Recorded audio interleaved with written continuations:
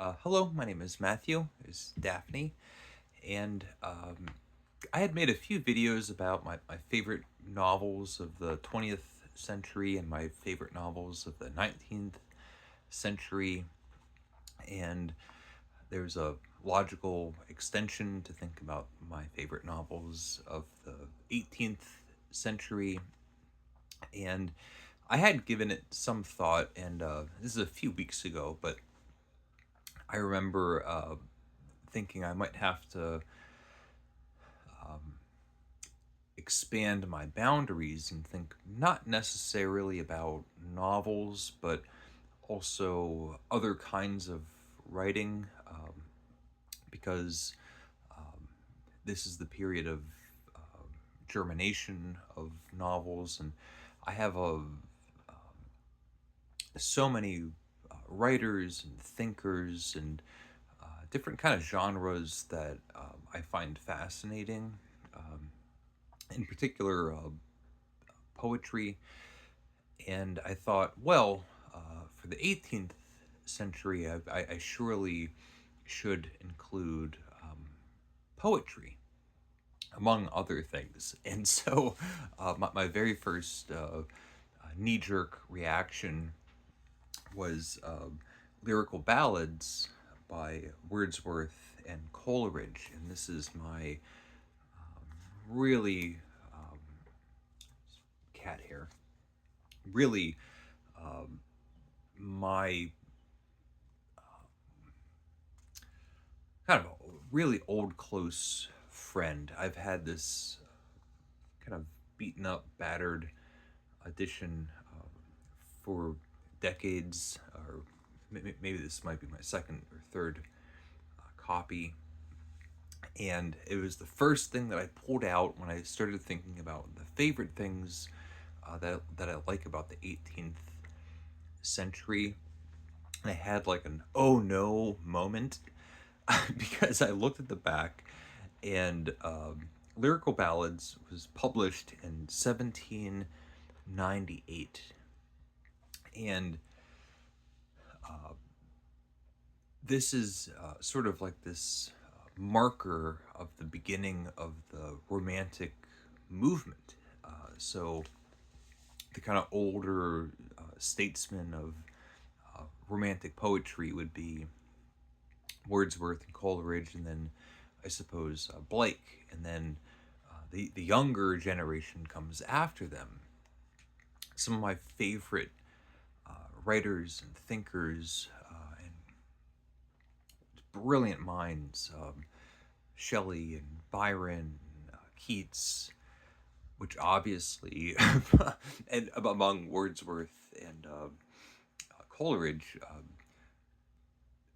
throws them into the earlier half of the 19th century. And so I was started thinking I might have to rethink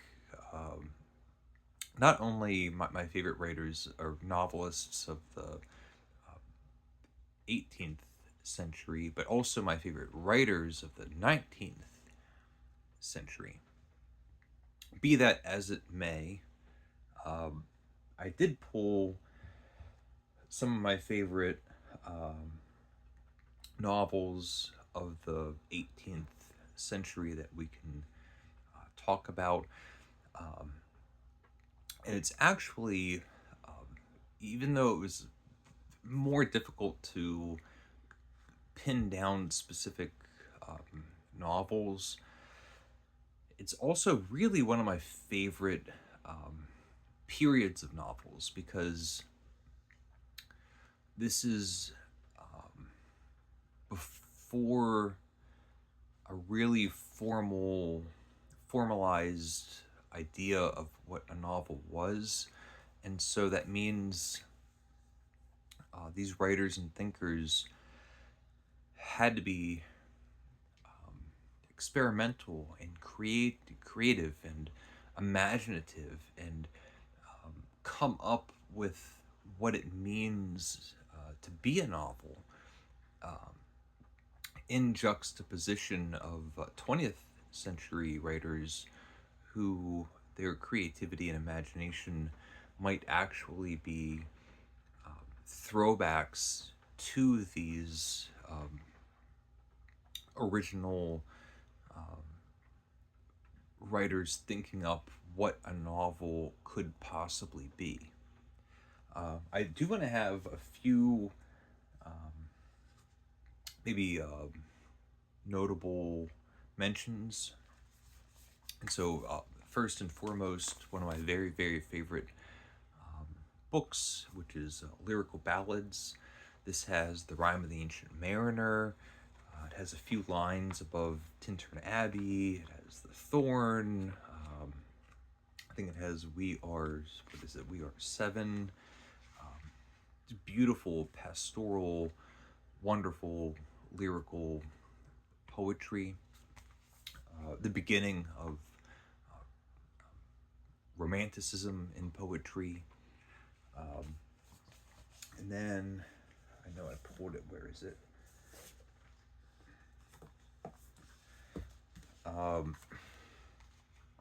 don't talk too much about political writing on my channel, but Common Sense by Thomas Paine, a landmark, hugely, in real terms, a hugely influential piece of work,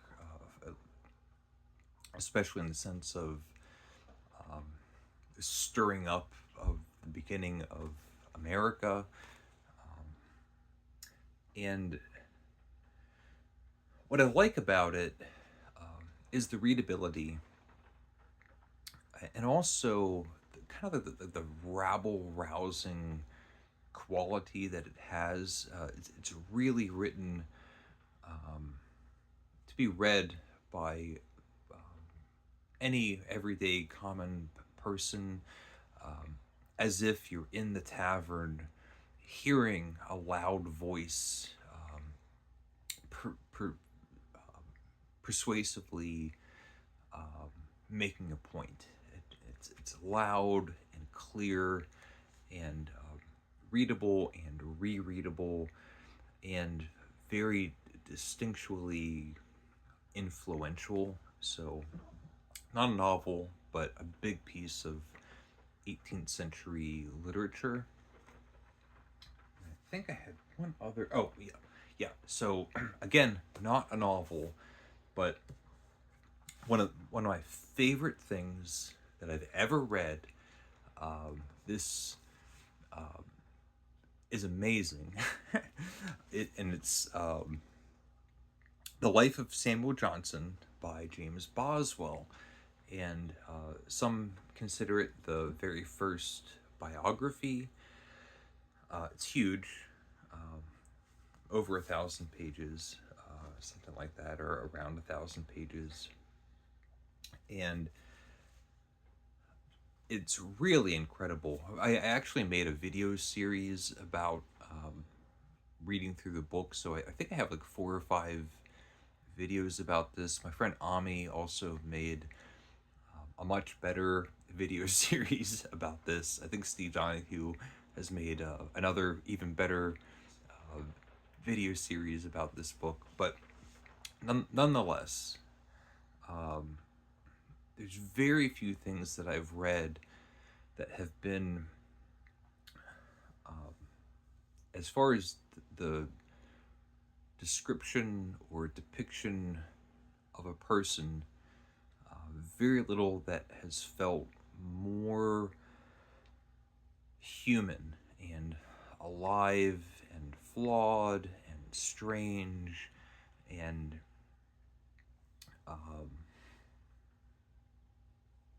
kind of multifaceted, a real description of a person's life.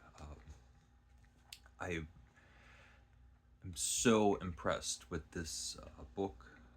This was written, does it tell me? I don't know. Andy. Well, in the 18th century. So there you go. Then we have a few other books that I want to get through. Did I pull? Where's Voltaire? Oh, it's under Johnson. Okay. Um, okay, here we go. Um, One of my favorite books of all time. Um, I've read this countless times. I actually went up and down my shelves looking for a single volume because I know I have three or four or five or six, but I only found this sort of unmarked Everyman's Library edition. But this is Candide and Other Stories by Voltaire. I am mentioning Candide specifically, but there's the other tales, like Zadig and a handful of other ones. But Candide, to me, the satire and the caustic voice, so well interspliced with storytelling and adventure and following the conventions of things like maybe the Odyssey, other seafaring tales, but with real nail-biting sardony and satire and being harsh, and then funny, really funny. I love the episodic nature. I love all of the social commentary. I love the satisfying conclusions. I love Voltaire's voice and worldview. And maybe I can move on to... No, I don't want to move on to that, but another French Enlightenment thinker that I think is just so brilliant. This is Denis Diderot, Jacques the Fatalist. And it takes all of the things that I just mentioned about Voltaire, pretty much. The critical perspective of society at the time,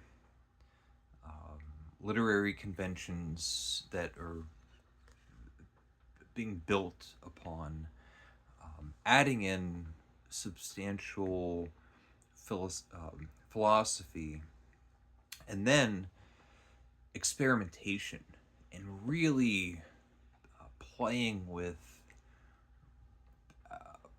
what is a story on the page. How do we show the narrator?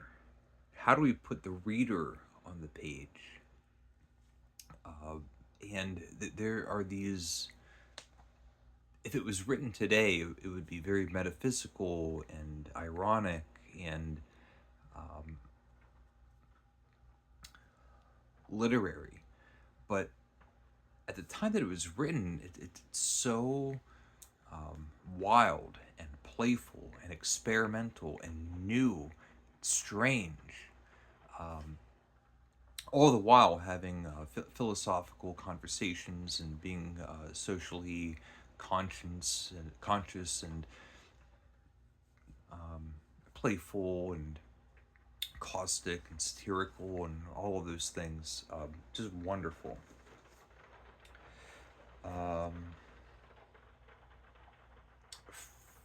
There's a bit of a theme. So I'll show Robinson Crusoe by Daniel Defoe. This is a book that I read a few times. I had to read this in high school and hated it. And then relatively recently, and the more I've gone back to it, the more I've appreciated it. Its influence on further writing, and also the qualities that you can find on the page. Also the humor, which I remember the second or third time I read this book, I just thought it was so hilarious that famously Robinson Crusoe gets shipwrecked and stranded on an island. But at the beginning of the book, you learn, reading the thing, that when the book kicks off, he's been on like his like third or fourth shipwreck. So he's like a very unlucky individual. Let's see. And then you might see it coming, but Gulliver's Travels, another adventure log, maritime story, full of sarcasm and wit. Probably closer to Candid, but more so has kind of iconic showpieces. Everyone knows Gulliver being really big, and there's lots of little people, and then Gulliver being really little, and there's or he's big and there's little people, and then he's little and there's big people. But there are a lot more adventures and kind of deep stories that follow. I find it. I find Diderot and Voltaire to be much more easily digestible as kind of fun entertainment that have social commentary. Um, Swift, I feel like that caustic nature is more on the more upfront, and the entertainment value kind of takes a back seat. But it's iconic. It has scenes that everybody knows, and it's influential, and it's entertaining. If you put the effort in, I think it's really fun. The Vicar of Wakefield, by Oliver Goldsmith. This was written, I haven't been mentioning dates, but 1766. So the Vicar of Wakefield, and I think it's just a really. I've been talking about experimentation and imagination and all those things. This book, I feel like, is a really good identifier of the germination of a proper English novel. And I remember, I remember reading this book. I've read it a few times, but the beginning of the book where we have this vicar, and everything is going so well, and everything is so nice, and everything is so proper, and things are working out, and there's this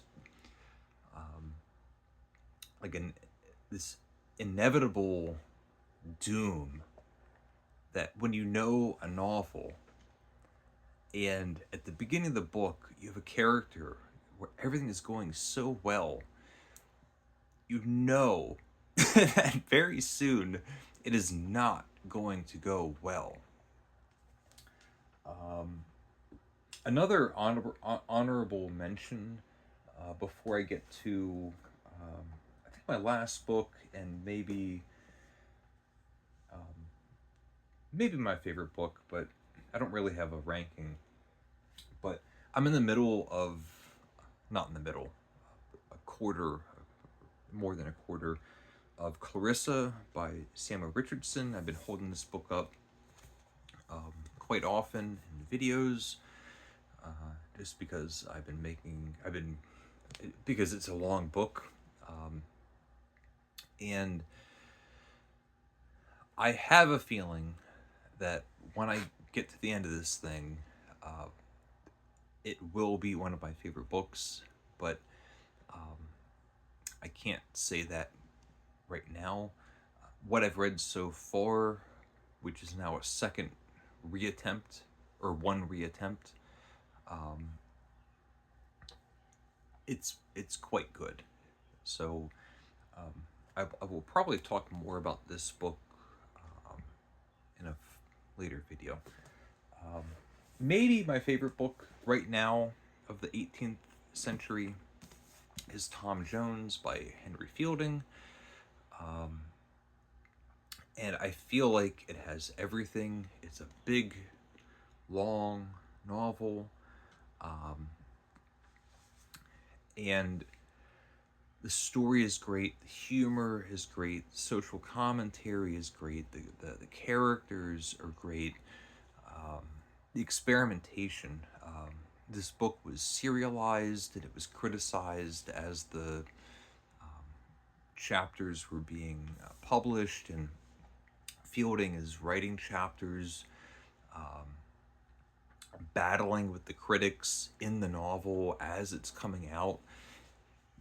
And it feels like you're seeing the sausage being made, like the novel is being like extruded um, through the public's eye as it's coming out, and it's so fresh and so funny and satisfying and daring. I really loved the experience reading Tom Jones. Um, I've only read it once. I think I don't know, but fantastic. I think one of the best novels that I've read. I think if I did a top 10 novel ranking with no timeline, Tom Jones would make a really serious contender. Was other books like Candid or Jacques the Fatalist, they have caveats and they have things that kind of contextualize them into a certain time period, or reasons why I find them very interesting. Tom Jones, I feel like, without any qualifier, is just a significantly amazing novel. So those are my thoughts on the novels of the 18th century. It's obviously limited by my own reading, very much limited by the books that are on my shelves. Actually, yeah, so I didn't mention the Life and Opinions of Tristram Shandy by Lawrence Stern. Um, Again, experimental and wild and funny, sarcastic. I couldn't find my copy. I'm not sure if I gave it away or something happened to it. So yeah, like that's a great example. I didn't put it on my list because I couldn't find the book, and there's many of those. So Lawrence Stern, Tristram Shandy, Tom Jones, a whole bunch of books. Let me know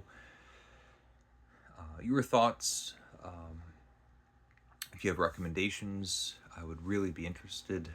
I found this period to be interesting because so many things that I thought were in this time period turned out to be early 1800s. Other things that I found